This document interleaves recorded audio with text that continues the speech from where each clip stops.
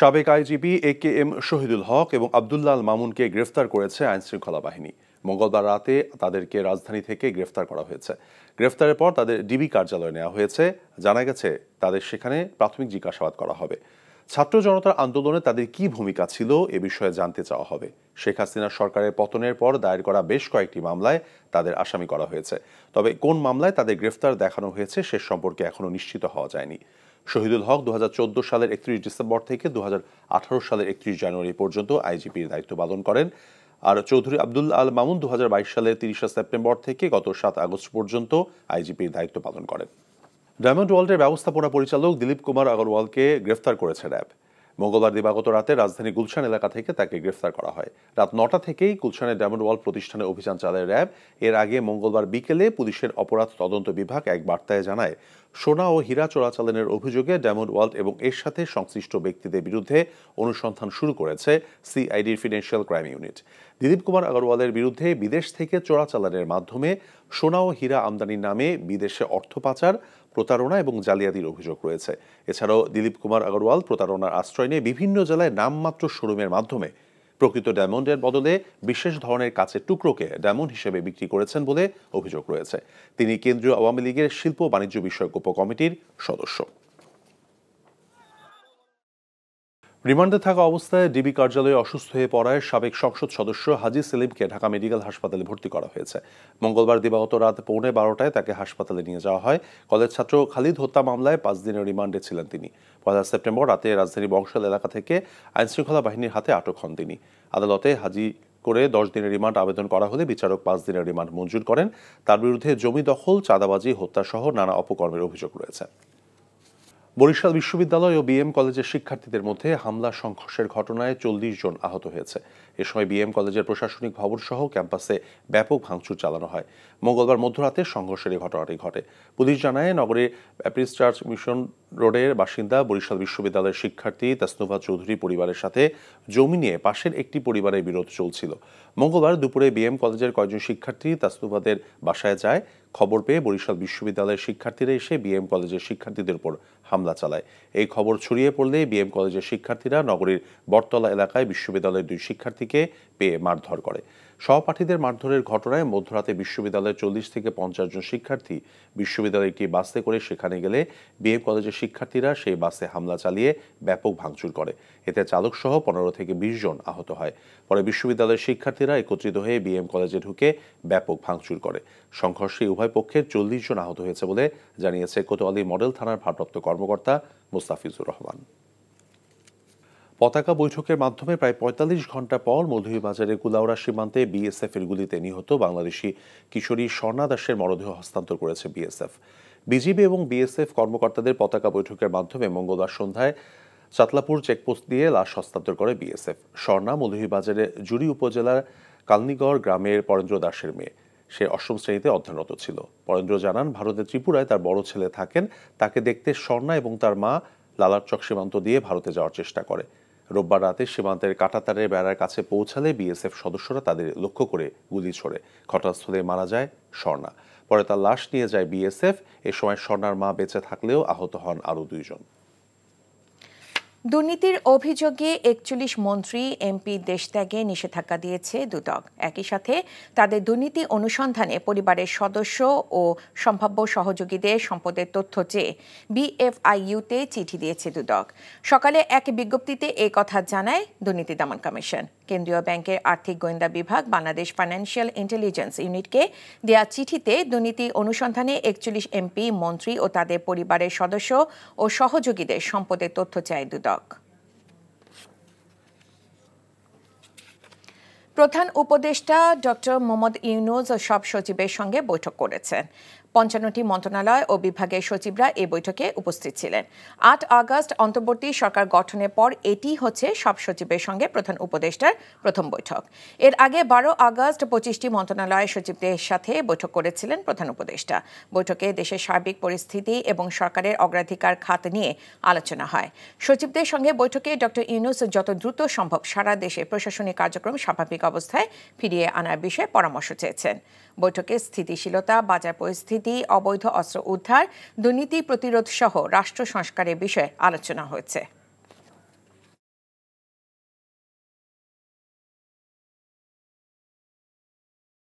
শেখ হাসিনার সরকার পতনের 1 মাস পূর্তি উপলক্ষে আগামীকাল সারা দেশে শহীদি মার্চ করা হবে বলে জানিয়েছে বৈষম্য বিরোধী ছাত্র আন্দোলন। বিকেল 3টায় ঢাকা বিশ্ববিদ্যালয়ের রাজু ভাস্কর্য থেকে কেন্দ্রীয়ভাবে এই মার্চ শুরু হবে। কিন্তু একটা কোনো রাজনীতি না, আওয়ামী লীগ ছিল একটা ধর্ম, অর্থাৎ ধর্মের অবয়বে বঙ্গবন্ধুকে, শেখ মুজিবকে একটা নবী হিসেবে উপস্থাপন করার চেষ্টা করা হয়েছিল, যে সবসময় তাকে আনচ্যালেঞ্জ, তাকে কখনোই কোনোভাবে চ্যালেঞ্জ জানানো যাবে না, আওয়ামী লীগকেও কখনো চ্যালেঞ্জ জানানো যাবে না। এবং আমরা মনস্তাত্ত্বিক জায়গা থেকে সেই বিষয়টিকে আমরা মেনেও নিয়েছিলাম। যারা হাতে ধারালো অস্ত্র নিয়ে রাস্তায় নেমেছিল সাধারণ মানুষ, ছাত্র জনতাকে ছিন্ন বিচ্ছিন্ন করার জন্য, সেই রক্তাক্ত দাগ আর ক্ষতচিহ্নগুলো এখনো রয়েছে।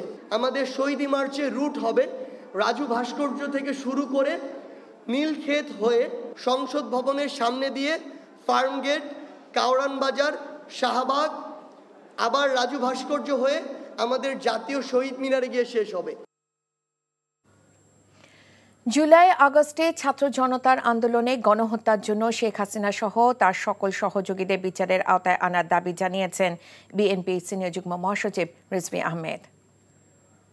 জুলাইয়ের গণহত্যা যারা করেছে, সেই আনিসুল হক আইনমন্ত্রী, সেই হোম মিনিস্টার এবং সেই সমস্ত পুলিশ কর্মকর্তা, আইজি এবং আরো যারা এখানে ছিলেন, যারা নির্দ্বিধায় এই বাচ্চাদের মিছিলের মধ্যে গুলি চালিয়েছে, রাষ্ট্রকে গ্রাস করার জন্য নিজ দেশের আলোক পিয়াসী শিশুদের হত্যা এবং রক্ত দেখে যিনি আনন্দিত হন, সে কি কাঠগোড়ার কাছাকাছি আসবে না?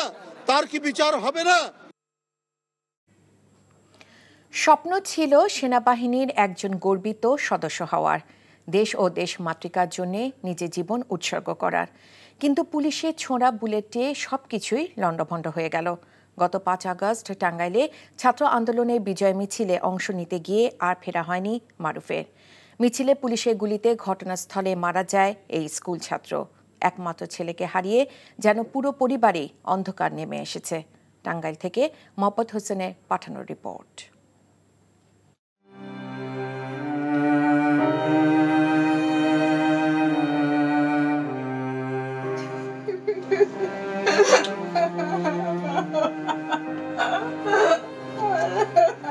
সাজানো বই, স্কুল ড্রেস আর জুতা সবই পরে আছে, শুধু নেই মোর্শেদা বেগমের একমাত্র আদরের সন্তান মারুফ।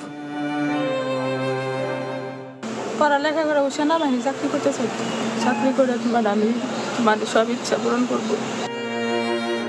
দেশের সার্বভৌমত্ব রক্ষায় মারুফের রঙিন স্বপ্ন নিমিষেই শেষ হয়ে গেছে পুলিশের একটি বুলেটের আঘাতে। শূন্য ঘরে স্মৃতি হাতড়ে বেড়ানো মায়ের মন এখনো বিশ্বাস করতে চায় না সন্তান আর ফিরবে না। স্বৈরাচার পতনের দিন 5ই আগস্ট বন্ধুদের সাথে বিজয় মিছিলে গিয়েছিলেন টাঙ্গাইলের শাহিন স্কুলের 10ম শ্রেণীর ছাত্র মারুফ মিয়া। সদর থানার সামনে মিছিলে পুলিশ গুলি চালালে মারা যান তিনি। আর যারা নির্বিচারে হত্যা করছে তার যেন যোগ্য একটা শাস্তি পায় বা বিচার পায়। বৈষম্য বিরোধী ছাত্র আন্দোলনে নিহত সাজিদের জানাজায় অংশ নিয়ে ডাক, টেলিযোগাযোগ ও তথ্য প্রযুক্তি উপদেষ্টা নাহিদ ইসলাম জানান, যারা ছাত্র ও জনসাধারণকে নির্মমভাবে গুলি করে হত্যা করেছে তাদের প্রত্যেককেই আইনের আওতায় এনে বিচার করা হবে। সাজিদের পরিবার এবং সকল শহীদদের পরিবারের সাথে আছি। সাধারণ মানুষদের কিভাবে গুলি করে হত্যা করা হয়েছে তাদের বিচার অবশ্যই আমরা বিচার করব। সেই বিচার করার জন্য কিন্তু আমরা এই নতুন বাংলাদেশ আমরা অর্জন করছি। এছাড়া বৈষম্য বিরোধী ছাত্র আন্দোলনে পুলিশের গুলিতে টাঙ্গাইলের ভুয়াপুরের ফিরোজ তালুকদার পলাশ ও দেলদুয়ারের আশরাফুল্লাহ নিহত হয়েছেন। NTV news desk. Feni, Lakshmipur, Noakhali ও কুমিল্লায় বন্যা পরিস্থিতির উন্নতি হচ্ছে, তবে কাটছে না বানভাসী মানুষের দুর্ভোগ। ফেনীতে বন্যায় ক্ষতিগ্রস্ত হয়েছে রাস্তাঘাট, কালভার্ট, ক্ষেতের ফসল ও পুকুরের মাছ। এবারে বন্যা ধ্বংসলীলা অনেক বেশি বলে জানিয়েছে আক্রান্ত এলাকার মানুষজন। গ্রাস করে নিয়েছে মানুষের সহায় সম্বল। নিঃস্ব হয়ে গেছেন মধ্যবিত্ত আর নিম্ন আয়ের মানুষ। ফেনীতে বন্যার পানি নেমে যাওয়ায় কাঁচা ঘর, বাড়ির ভেতরে থাকা আসবাবপত্র সহ ব্যবহার্য অন্যান্য সামগ্রী ধ্বংসের চিত্র বের হয়ে এসেছে। এখন নতুন করে আবার বাঁচার স্বপ্ন দেখছেন তারা। এদিকে চাঁদপুরের 8 উপজেলায় পানি নেমে বন্যা পরিস্থিতি ধীরে ধীরে উন্নতি হচ্ছে। যদিও 2 দিনে বৃষ্টিতে কিছু কিছু স্থানে নতুন করে জলাবদ্ধতা দেখা দিয়েছে। এছাড়া লক্ষ্মীপুর এবং নোয়াখালীতেও বন্যার পানি ধীরে ধীরে নামছে।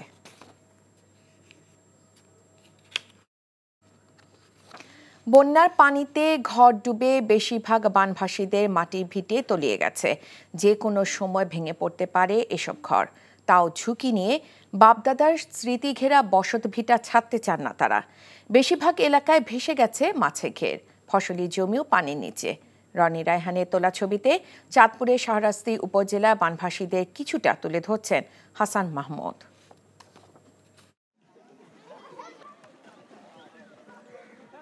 বানের পানি নামছে ধীরে, পানির সাথে নেমে যাচ্ছে শাহজাহানের ঘরের ভিটে।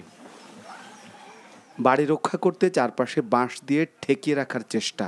এমন ঝুঁকি সত্ত্বেও শাহজাহানের স্ত্রী পুত্র নিয়ে যাবার জায়গা নেই। তাদের মাছের ঘেরও কেড়ে নিয়েছে বানের পানি। আমার হয়েছে যে এখানে 2টা পুকুর, ঘর বাড়ি এগুলি নষ্ট হয়ে গেছে, অনেক টাকার মাছ চলে গেছে আমার। বাঁশ দিয়ে এটা করছেন কেন? এটা বন্যা আসছে, পানি উঠছে, ডেবের সাথে আমাকে ঘর দরজা ফেসা সব ভাঙ্গি পরে দাঁড়াচ্ছিল। এই কারণে আমরা বাঁশ দিয়ে ঠেক দিয়ে রাখছি। শাহজাহানের মতো চাঁদপুরের শাহরাস্তি উপজেলার বেশিরভাগ মাটির মেঝের টিনের বাড়ির অবস্থাই নাজুক। কেউ হারিয়েছে ফসলি জমি, কেউ হারিয়েছে মাছের ঘের, কেউ হারিয়েছে গবাদি পশু। নদী বাড়ি সব একসাথে হয়ে গেছে, অনেকের বাড়ি ভেঙে পড়তেছে, অনেকে মাটি নরম হয়ে গেছে, ডেবে যাইতেছে। একটা গরিব মানুষ, আগে কেউ নেই, মা গো নেই, বাপ গো নেই, একটা বড় অসুয়া। ঘরের ভিতরে ব্যাগ ভাঙ্গি হয়ে যাইতে এত কিনেতে ফুকিল ভাঙ্গি লয়ে যাইতে আছে। ডাকাতিয়া নদী পাড়ের মানুষের যেন দুঃখের শেষ নেই। ডাকাতের মতো হু হু করে ঢুকে পড়া পানি এই অঞ্চলের মানুষের সব নিয়েছে টানি। এখন তারা বলছেন তাদের যে ঘর বাড়ি মাটির ভিটেমাটি ডেবে গেছে কিংবা পড়ে গেছে, সেগুলো পুনর্নির্মাণের জন্য তাদের থাকার জন্য সহায়তার প্রয়োজন সহজ শর্তে। তাই তারা এখন সহায়তার অপেক্ষায় আছে। Hasan Mahmud, NTV news, Shahrasti, Chandpur. তৈরি পোশাক খাতে শ্রমিকরা নয় বহিরাগতরা সমস্যা তৈরি করছে বলে জানিয়েছেন স্থানীয় সরকার উপদেষ্টা হাসান আরিফ। সরকার কঠোর হস্তে তাদের অপকর্ম দমন করবে বলে সচিবালয়ে সাংবাদিকদের জানান তিনি। প্রকৃত শ্রমিক যারা, তারা কেউ নিজের বাড়ি পড়াবে না, এখানে তার জীবিকা। এটা তারাই বলছে যে স্যার বহিরাগতরা এসে করছে, তাদেরকে আপনারা বাধা দেন, আপনারা যখন বাধা দেবেন আমরা আপনাদের সঙ্গে আছি। কিন্তু এমনভাবে তারা মিশে আছে যে তাদেরকে সেগ্রিগেট করাটা একটু ডিফিকাল্ট হয়ে যাচ্ছে। রাস্তা বন্ধ করে দেওয়া মানে তো 50 জন মিলে যদি রাস্তায় বসে পড়ে 5-50 লক্ষ লোকের অসুবিধা হচ্ছে, আসা যাওয়ায় ইকোনমির অসুবিধা হচ্ছে। তাদেরকে সরানোর জন্য যদি আমাদের ফোর্স ব্যবহার করতে হয়, লাঠিচার্জ করতে হয়, জলকামান ব্যবহার করতে হয়, আমরা করব। বেনাপোল স্থলবন্দর দিয়ে হঠাৎ করে আমদানি কমলেও বেড়েছে রপ্তানি বাণিজ্য। বেনাপোল স্থলবন্দর দিয়ে ইতোপূর্বে প্রতিদিন 13 থেকে 150 ট্রাক পণ্য রপ্তানি হতো ভারতে। হঠাৎ চলতি মাস থেকে ক্রমান্বয়ে বাড়ছে রপ্তানি বাণিজ্য। বর্তমানে রপ্তানি ট্রাকের সংখ্যা বেড়ে দাঁড়িয়েছে 200 থেকে 250-এ।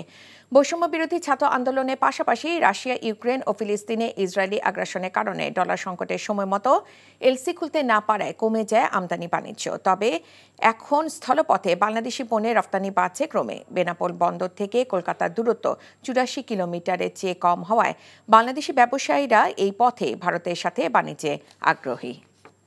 গাজীপুরের কাশিমপুর হাই সিকিউরিটি কেন্দ্রীয় কারাগার এবং কুষ্টিয়া জেলা কারাগার থেকে পলাতক মৃত্যুদণ্ডপ্রাপ্ত এবং ডাকাতি মামলার 2 আসামিকে গ্রেফতার করেছে র্যাব। ভোরে মানিকগঞ্জের দৌলতপুরের কাশিদারামপুর চরে অভিযান চালিয়ে গ্রেফতার করা হয় হৃদয় ওরফে মানিককে। তিনি 2020 সালে সাটুরিয়া উপজেলা চাঞ্চল্যকর আরিফ হত্যা মামলার মৃত্যুদণ্ডপ্রাপ্ত আসামি। গত 6 আগস্ট কাশিমপুর কারাগার থেকে পালিয়ে বিভিন্ন এলাকায় আত্মগোপনে ছিলেন মানিক। অন্যদিকে গত রাতে ঝিনাইদহ শৈলকুপার ধর্মপাড়া থেকে গ্রেফতার করা হয়েছে কুষ্টিয়া জেলা কারাগার থেকে পলাতক আসামি সামিরুল মণ্ডলকে। র্যাব জানায় তার বিরুদ্ধে ডাকাতি এবং অস্ত্র ও বিস্ফোরক আইনে 25টি মামলা রয়েছে। 7 আগস্ট কারাগারে তালা ভেঙে সামিরুল সহ 98 জন কারাবন্দী পালিয়ে যান। তাদের ধরতে আইন শৃঙ্খলা বাহিনীর অভিযান অব্যাহত রয়েছে। বগুড়ায় বৈষম্য বিরোধী ছাত্র আন্দোলনের সময় ক্ষতিগ্রস্ত সদর থানা এবং এসি ল্যান্ড অফিস পরিদর্শন করেছেন বিএনপি চেয়ারপারসনের উপদেষ্টা হেলালুজ্জামান তালুকদার লালু। সকালে নেতাকর্মীদের নিয়ে ঘটনাস্থলে যান সাবেক এই সংসদ সদস্য। ক্ষতিগ্রস্ত বিভিন্ন প্রতিষ্ঠান মেরামতে সবাইকে এগিয়ে আসার আহ্বানও জানান তিনি। পরে হেলালুজ্জামান তালুকদারের উদ্যোগে ব্যবসায়ীদের সহায়তায় ক্ষতিগ্রস্ত অফিস মেরামতে অর্থ সহায়তা প্রদান করা হয়। এ সময় উপস্থিত ছিলেন সদর থানার ভারপ্রাপ্ত কর্মকর্তা মোহাম্মদ সাইয়ান, এসি ল্যান্ড পলাশচন্দ্র দাস সহ অন্যরা। দেশের বিভিন্ন স্থানে বন্যার্তদের মাঝে ত্রাণ বিতরণ করেছে বিভিন্ন সংগঠন। দুপুরে মৌলভীবাজার সদর উপজেলার শিমুলতলা এলাকায় বন্যার্ত মানুষের মধ্যে ত্রাণ বিতরণ করেছেন বিএনপির কেন্দ্রীয় কার্যনির্বাহী কমিটির সদস্য এবং জেলা বিএনপির সভাপতি এম নাসির রহমান। নোয়াখালীর বেগমগঞ্জ উপজেলার একলাশপুর ইউনিয়নে বেলজিয়াম বিএনপির সাধারণ সম্পাদক এবং চেয়ারপারসনের ফরেন অ্যাডভাইজার কমিটির সদস্য ইকবাল হোসেন বাবুর পক্ষে ত্রাণ বিতরণ করেন হাফেজ মমতাজুল করিম ফাউন্ডেশন। খাগড়াছড়িতে বন্যায় ক্ষতিগ্রস্তদের জন্য ভিন্নধর্মী 1 টাকায় বাজারের আয়োজন করেছে সেনাবাহিনী এবং বিদ্যানন্দ ফাউন্ডেশন। সকালে ক্যান্টনমেন্ট স্কুল মাঠে এই বাজারের উদ্বোধন করেন brigadier general Sharif Mohammad Aman Hossain. Each ministry and department will submit creative, citizen-friendly and time-bound action plans for reformation, which will be regularly evaluated or reviewed, said Chief Advisor Dr. Muhammad Yunus today.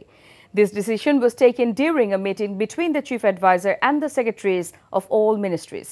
Among the other decisions taken during the meeting were to give marching orders to adopt and implement reform programs at all levels of government. The reform programs should be formulated after discussing with the concerned parties, said Dr. Yunus. They have to build a new Bangladesh with honesty, devotion and accountability in respective fields, standing on the faith and fearless spirit that the students gave us in July-August uprising to build a human country without discrimination, said the Chief Advisor in a press release denoting the outcome of the meeting.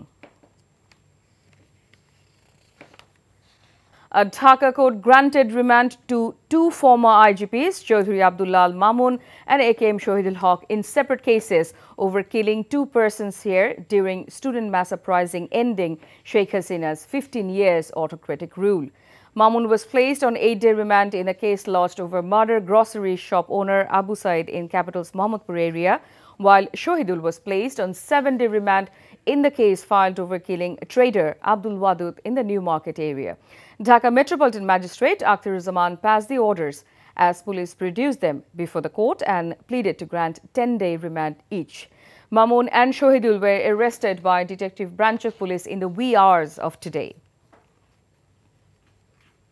The leaders of the anti-discrimination students movement have announced plans to hold a Shohidi March tomorrow across the country to commemorate the martyrs 1 month after the fall of the Sheikh Hasina regime. The announcement was made today by Sarjis Alam, one of the movement's coordinators at the TSC auditorium. He said it is time to remember those who lost their lives for the cause. They will commemorate the occasion with a martyrdom march across the nation. Shohidi March will begin centrally from Raju Memorial Sculpture at 3 p.m. Meanwhile, the student leaders also warned that anyone involved in controversial activities, including extortion, torture, or misbehavior, will be dealt with by law enforcement agencies. He also announced the formation of a fact-finding committee to identify those responsible for opening fire on protesters.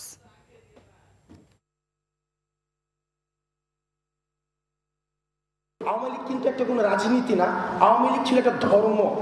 অর্থাৎ ধর্মের অবয়বে বঙ্গবন্ধুকে, শেখ মুজিবকে একটা নবী হিসেবে উপস্থাপন করার চেষ্টা করা হয়েছিল, যে সবসময় তাকে আনচ্যালেঞ্জ, তাকে কখনোই কোনোভাবে চ্যালেঞ্জ জানানো যাবে না, আওয়ামী লীগকে কখনো চ্যালেঞ্জ জানানো যাবে না। এবং আমরা মনস্তাত্ত্বিক জায়গা থেকে সেই বিষয়টিকে আমরা মেনেও নিয়েছিলাম। যারা হাতে ধারালো অস্ত্র নিয়ে রাস্তায় নেমেছিল সাধারণ মানুষ, ছাত্র জনতাকে ছিন্ন বিচ্ছিন্ন করার জন্য, সেই রক্তাক্ত দাগ আর ক্ষতচিহ্নগুলো এখনো রয়েছে।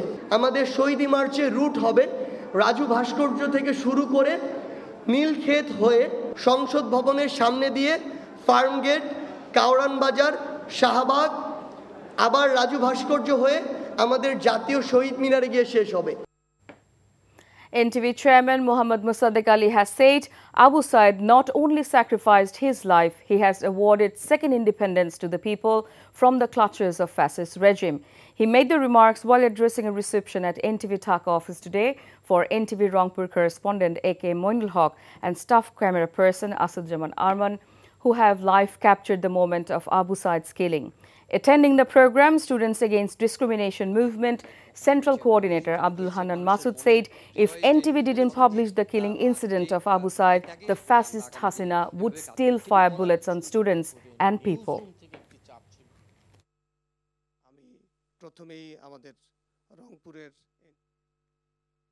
এমন একটি সময় আমরা অতিক্রম করেছি আবু সাইদের এই দৃশ্য হয়তো এনটিভির ক্যামেরায় ধারণ না হলে আজকে ফ্যাসিস্ট হাসিনা আবারও মানুষ মারার জন্য তার রাইফেলে গুলি ভরা শুরু করত। এই একটা ফুটেজই এদেশের মানুষকে জাগিয়ে তুলেছিল, প্রত্যেককে রাস্তায় নেমে আসতে উদ্বুদ্ধ করেছিল, প্রতিটা মানুষের হৃদয়ে দাগ কেটেছিল। এটাই সাংবাদিকতার শক্তি, এটাই ক্যামেরার শক্তি। আপনাদের প্রতি কৃতজ্ঞতা জানিয়ে আমরা শেষ করতে পারবো না। এদেশের 18 কোটি মানুষ প্রত্যেকে আপনাদের কাছে চরমভাবে কৃতজ্ঞ। আবু সাইদ শুধু জীবন দেয়নি, এই দেশটাকে স্বাধীন করে দিয়ে গেছে। তার সাথে যারা সারা দেশে যারা শহীদ হয়েছে, আমি আল্লাহর দরবারে দোয়া করি আল্লাহ তাদের জান্নাত নসিব করুক, এবং আমরা যারা বেঁচে আছি তাদের রক্তের বিনিময়ে আল্লাহ যেন আমাদেরকে হেদায়েত দেয়, আমাদের দ্বারা যেন এই দেশের বিরুদ্ধে আর একটা দিনও যেন আমরা চুপ না থাকি, ভয় না পাই। এক আল্লাহ রব্বুল আলামিন ছাড়া কাউকে ভয় পান নাই। দেশের জন্য আজকে আমাদের সন্তান তুল্যরা যা কথা বললেন, যে দায়িত্ব দিয়েছেন, আমি আগেও বলেছি এনটিভি বাংলাদেশের টেলিভিশন, বাংলাদেশের জনগণের টেলিভিশন, তোমাদের টেলিভিশন, আগামী প্রজন্মের টেলিভিশন। এই টেলিভিশন সকল সময় এই দেশের স্বার্থে, দেশের জনগণের স্বার্থে কাজ করবে। যত দরকার হবে, যখন হবে, তোমরা এই টেলিভিশনকে তোমাদের জন্য ব্যবহার করতে পারো, এটা তোমাদের television. BNP leader Rizvi Ahmed said the killing of every individual during the student-led mass movement must be tried, not showing any mercy towards the perpetrators. He made the demand while handing over a donation on behalf of BNP acting chairman Tariq Rahman to the father of the Gholam Rabbani, who was killed during the mass uprising. জুলাইয়ের গণহত্যা যারা করেছে, সেই আনিসুল হক আইনমন্ত্রী, সেই home minister এবং সেই সমস্ত পুলিশ কর্মকর্তা, আইজি এবং আরও যারা এখানে ছিলেন, যারা নির্দ্বিধায় এই বাচ্চাদের মিছিলের মধ্যে গুলি চালিয়েছে, রাষ্ট্রকে গ্রাস করার জন্য নিজ দেশের আলোক পিয়াসী শিশুদের হত্যা এবং রক্ত দেখে যিনি আনন্দিত হন, সে কি কাঠগোড়ার কাছাকাছি আসবে না? তার কি বিচার হবে না? At least 60 garment factories were forced to declare themselves closed in Ashulia industrial area today in the face of protests by workers over various demands. According to industrial police sources, the situation began escalating after 8 am when the workers of different factories from Baipal to Jirabo area on the Baipal-Abdullapur road in Ashulia entered the factories. The authorities were forced to announce the closure of the factories one by one as workers started protesting with various demands. The workers started protesting at various points along the Baipal-Abdullapur road, causing significant traffic disruptions. Industrial police supported by the army and BGB personnel were deployed to manage the situation. In response to the ongoing labour unrest, the LGRD advisor Hassan Arif issued a stern warning following an emergency meeting today. He told reporters that most of those involved in the unrest are outsiders, not workers. প্রকৃত শ্রমিক যারা, তারা কেউ নিজের বাড়ি পড়াবে না, এখানে তার জীবিকা। এটা তারাই বলছে যে স্যার বহিরাগতরা এসে করছে, তাদেরকে আপনারা বাধা দেন, আপনারা যখন বাধা দেবেন আমরা আপনাদের সঙ্গে আছি।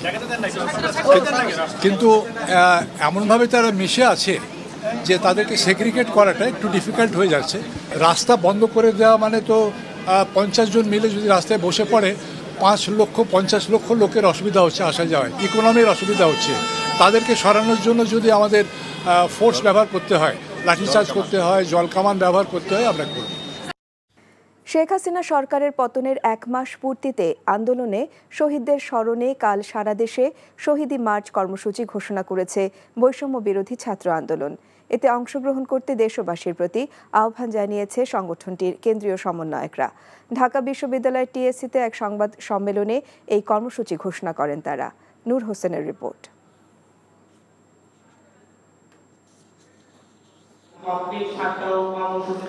ঢাকা বিশ্ববিদ্যালয়ের টিএসসি অডিটোরিয়ামে সংবাদ সম্মেলনে কথা বলেন বৈষম্য বিরোধী ছাত্র আন্দোলনের কেন্দ্রীয় সমন্বয়করা। দেশের চলমান সংকট নিরসনে নিজেদের চিন্তা ও কর্মপরিকল্পনা তুলে ধরেন তারা। আন্দোলন শেষ হওয়ার পর থেকেই দেশে বিভাজনের সুর দেখা যাচ্ছে উল্লেখ করে সমন্বয়ক হাসনাত আব্দুল্লাহ বলেন, নতুন ফ্যাসিবাদ ঠেকাতে সবাইকে ঐক্যবদ্ধভাবে কাজ করতে হবে। এই প্রজন্মের মেন্টাল ট্রমার এই দায়ভার যারা ৭১কে পুঁজি করে, যারা মুজিববাদকে পুঁজি করে, যারা হাসিনাকে পুঁজি করে, শেখ মুজিবকে পুঁজি করে, যারা ২৪ পর্যন্ত এই ফেসিবাদকে টেনে নিয়ে এসছে, এই প্রজন্মকে এই মেন্টাল ট্রমাতে যে ফেলেছে সেটির দায়ভার তাদেরকে নিতে হবে। এবং সেটির দায়ভার তারা যদি স্বীকার না করে, তাদের দোষ যদি স্বীকার না করে, তাহলে পরবর্তীতে যে তাদেরকে রাজনীতিতে পুনর্বাসনের যে চিন্তাটি করছে সেই চিন্তাটি তাদের বুমেরাং হবে। আওয়ামী লীগের তৈরি চাঁদাবাজির সিন্ডিকেট এখনও কার্যকর রয়েছে জানিয়ে আরেক সমন্বয়ক আবু বাকের মজুমদার বলেন, দখলদারিত্বের রাজনীতি নতুন প্রজন্ম মেনে নেবে না। সব অপকর্ম রুখতে সারা দেশে বৈষম্য বিরোধী ছাত্র আন্দোলনের কমিটি গঠনের কথাও জানান তিনি। ৬ সেপ্টেম্বর থেকে যে কর্মসূচি শুরু হবে সেটি হচ্ছে বিভাগীয় সফর এবং জেলাভিত্তিক সফর। সেখানে আমরা বিভাগীয় ও জেলা পর্যায়ে যারা আমাদের সাথে বৈষম্য বিরোধী ছাত্র আন্দোলনে যোগ দিয়েছিলেন সকলের কথা শুনবো, সকলকে সুসংগঠিত করার চেষ্টা করব এবং সুনির্দিষ্ট কিছু দিক নির্দেশনা দেওয়ার চেষ্টা করব। এছাড়া শহীদদের স্মরণে নতুন কর্মসূচি ঘোষণা করেন কেন্দ্রীয় সমন্বয়ক সার্জিস আলম। শহীদ ভাইদের স্মৃতিকে, স্পিরিটকে নিজের মধ্যে ধারণ করে আমার ওই যে আহত ভাইগুলো এখনো হাসপাতালের বিছানায় কাতরাচ্ছে, তাদের স্মৃতিকে ধারণ করে আমরা আগামীকাল ৫ সেপ্টেম্বর আমাদের ছাত্র জনতার অভ্যুত্থানের ১ মাস পূর্তি উপলক্ষে আমরা একটি শহীদি মার্চ করতে চাই। আন্দোলনের শহীদদের স্মৃতি ধরে রাখতে স্মৃতিফলক তৈরির কথাও জানায় বৈষম্য বিরোধী ছাত্র আন্দোলন। বিচ্ছিন্ন করার জন্য নূর হোসেন, এনটিভি নিউজ, ঢাকা। তৈরি পোশাক খাতে বহিরাগতরা অসন্তোষ সৃষ্টি করছে এবং তাদের বিরুদ্ধে আজই অ্যাকশন নেওয়া হবে ও গ্রেপ্তার করা হবে বলে জানিয়েছেন শ্রম উপদেষ্টা। সকালে সচিবালয়ে তৈরি পোশাক খাতের অসন্তোষ নিয়ে বৈঠক শেষে এসব কথা বলেন তিনি। আর একদিনে নয়, পুলিশের ইমেজ ধীরে ধীরে বাড়বে বলে জানিয়েছেন স্বরাষ্ট্র উপদেষ্টা। চলমান যৌথ অভিযানে ভালো ফল মিলবে জানিয়ে পুলিশের মহাপরিদর্শক বলেছেন, অস্থিরতা সৃষ্টির চেষ্টা করলে কাউকেই ছাড় দেওয়া হবে না। রিপোর্ট করছেন রকুনউদ্দিন। গেল কয়েকদিন ধরেই অসন্তোষ দেখা যাচ্ছে তৈরি পোশাক শিল্পের কর্মীদের মাঝে, এমনকি সড়কেও নামছেন তারা। এ নিয়ে গেল কয়েকদিন শ্রমিক নেতাদের সাথে বৈঠক করেন কয়েকজন উপদেষ্টা। আর বুধবার সংকটের করণীয় ঠিক করতে স্বরাষ্ট্র মন্ত্রণালয়ে বৈঠকে বসেন অন্তর্বর্তী সরকারের 7 জন উপদেষ্টা ও পুলিশের মহাপরিদর্শক সহ সংশ্লিষ্ট কর্মকর্তারা। বৈঠক শেষে স্থানীয় সরকার উপদেষ্টা বলেন, শ্রমিকরা নয়, বহিরাগতরা অসন্তোষ সৃষ্টির পায়তারা করছে তৈরি পোশাক খাতে। আমরা খবর পাচ্ছি যে প্রকৃত শ্রমিক যারা, তারা কেউ নিজের বাড়ি পড়াবে না, এখানে তার জীবিকা। এটা তারাই বলছে যে স্যার বহিরাগতরা এসে করছে, তাদেরকে আপনারা বাধা দেন, আপনারা যখন বাধা দেবেন আমরা আপনাদের সঙ্গে আছি। তাদেরকে সরানোর জন্য যদি আমাদের ফোর্স ব্যবহার করতে হয়, লাঠিচার্জ করতে হয়, জলকামান ব্যবহার করতে হয়, আমরা করব।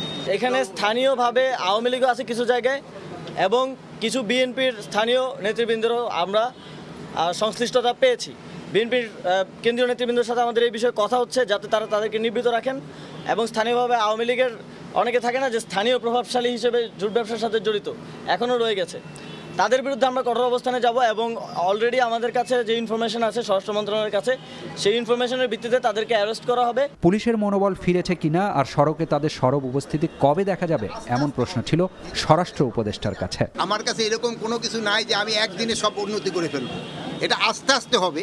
যেহেতু তাদের আপনার যেটা আইডেন্টিফাই করছেন কারেক্ট, বাট আমি তো একদিনে এটা কিছু পারবো না, আপনারা আমাকে সময় দিতে হবে, আস্তে আস্তে আমি এটা ব্যবস্থা নিচ্ছি। তৈরি পোশাক খাত সহ কোথাও অস্থিরতা সৃষ্টির চেষ্টা করলে ছাড় দেয়া হবে না বলে জানান পুলিশের মহাপরিদর্শক। অ্যাকশন কিন্তু চলমান, এটা আছে। আপনি দেখেছেন যে আমাদের বাহিনীর 2 জন এক্স প্রধান, তারাও কিন্তু অ্যারেস্ট হয়েছে।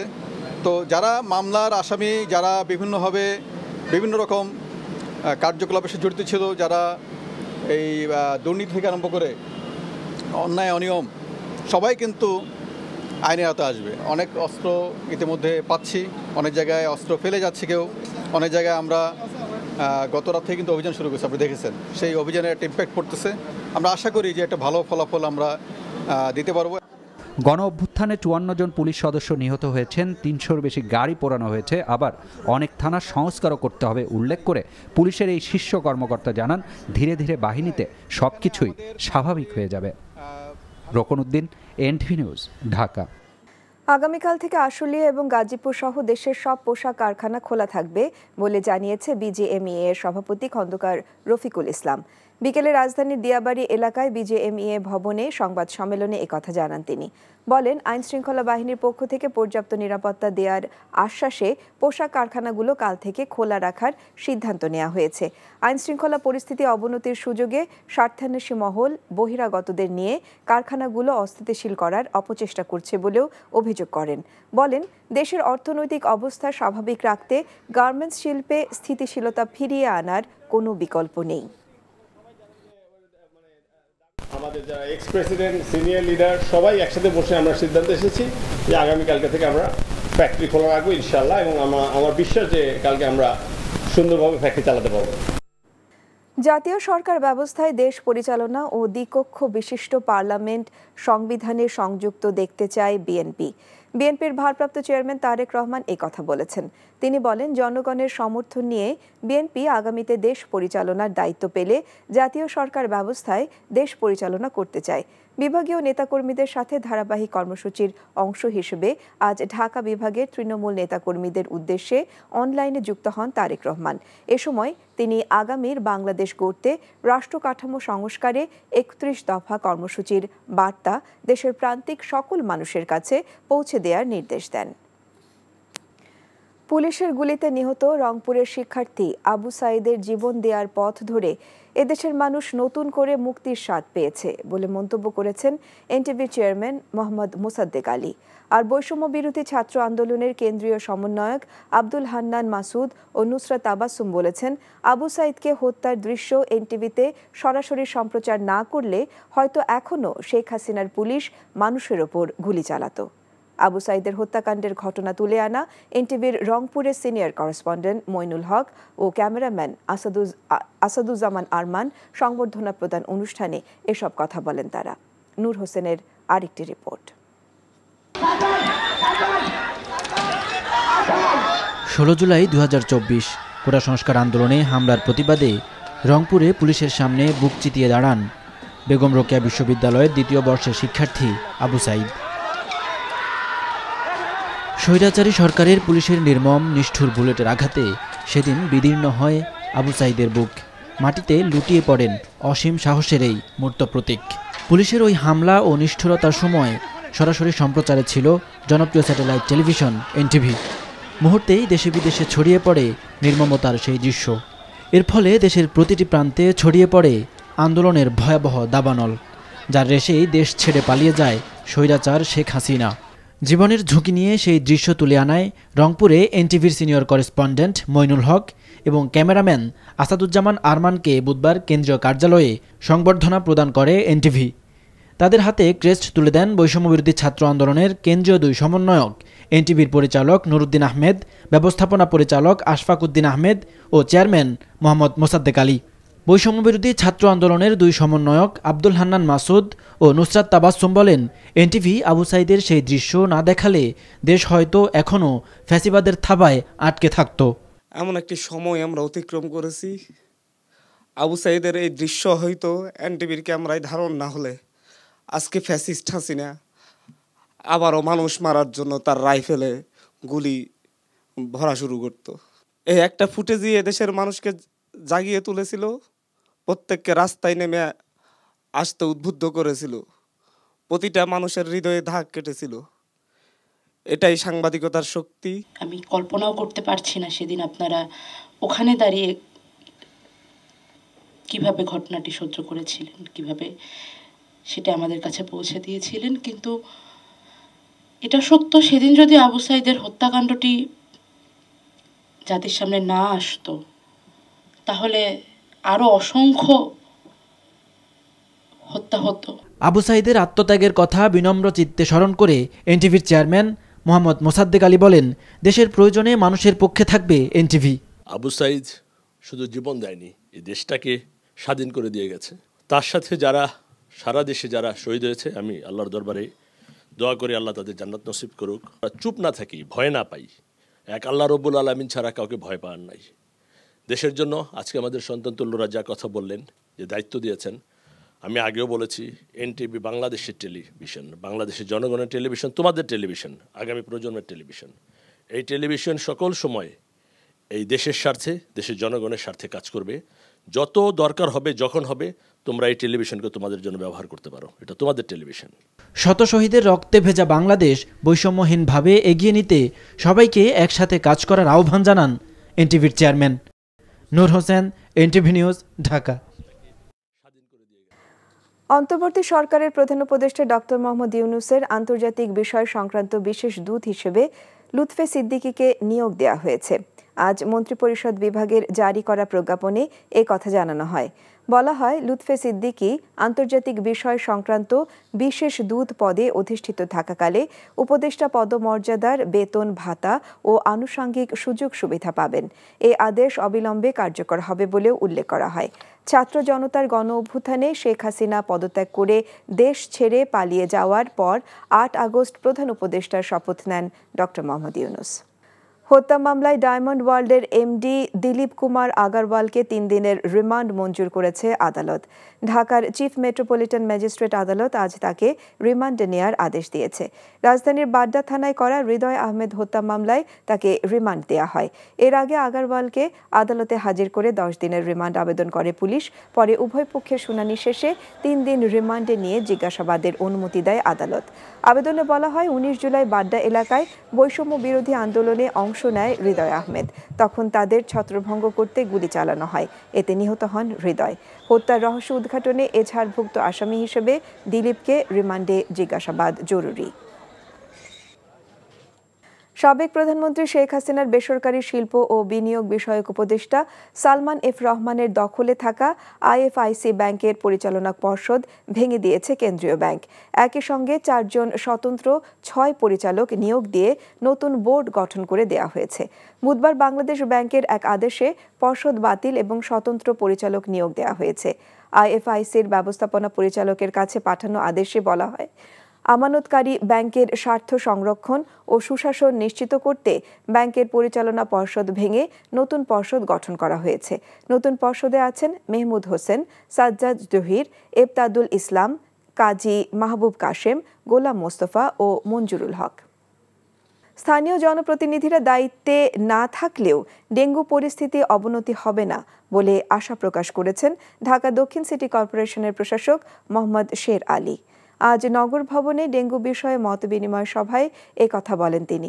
এ সময় তিনি দাবি করেন, এ বছরে তাপমাত্রা বেশি থাকায় ডেঙ্গু পরিস্থিতি নিয়ন্ত্রণে রাখা গেছে।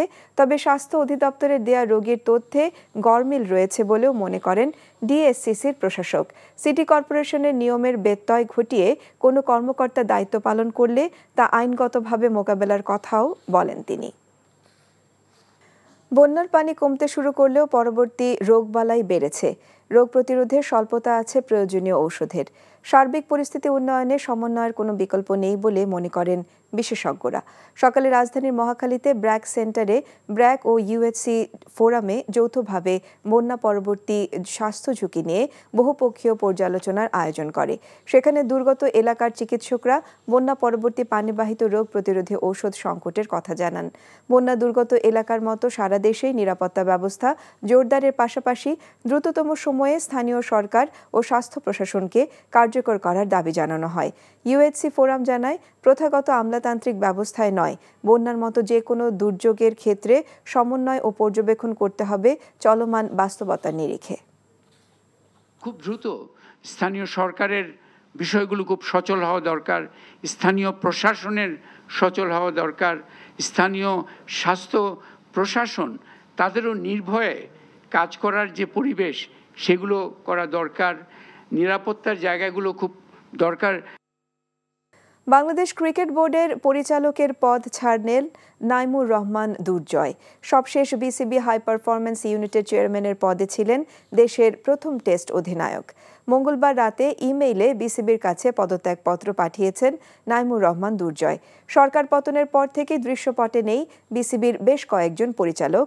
এর মধ্যে আছেন বাংলাদেশের প্রথম টেস্ট অধিনায়ক নাইমুর রহমান দুর্জয়। বিসিবির সবশেষ সভায় তিনি ছাড়াও অনেকেই উপস্থিত ছিলেন না। অবশ্য টানা 3টি বোর্ড সভায় উপস্থিত না হতে পারলে পরিচালক পদ হারাবেন তারা। তার আগেই নিজেকে ক্রিকেট বোর্ড থেকে সরিয়ে নিলেন নাইমুর রহমান দুর্জয়। পাকিস্তানের বিপক্ষে টেস্ট জয়ের অনুপ্রেরণায় সাদা বলেও ভালো করতে চান জাতীয় দলের ব্যাটার জাকের আলী অনিক। ভারতের বিপক্ষে টি-20 সিরিজের জন্য প্রথম দিনের অনুশীলন শেষে এ কথা জানান তিনি। সবকিছুই মাইন্ডসেটের উপরে ডিপেন্ড করে, যে আমরা ওইরকমভাবেই প্রিপারেশন নিচ্ছি। যে আমাদের সোহেল স্যার আজকেও এই সেম কথাটাই বললো যে আমাদের ওইরকম, যেহেতু আমাদের টি-20 ম্যাচের জন্য অলমোস্ট 1 মাসের মতো টাইম আছে, তো আমরা এই সময়টা পুরো একটা মাসই আমরা টি-20 সিনারিওতে কাজ করব।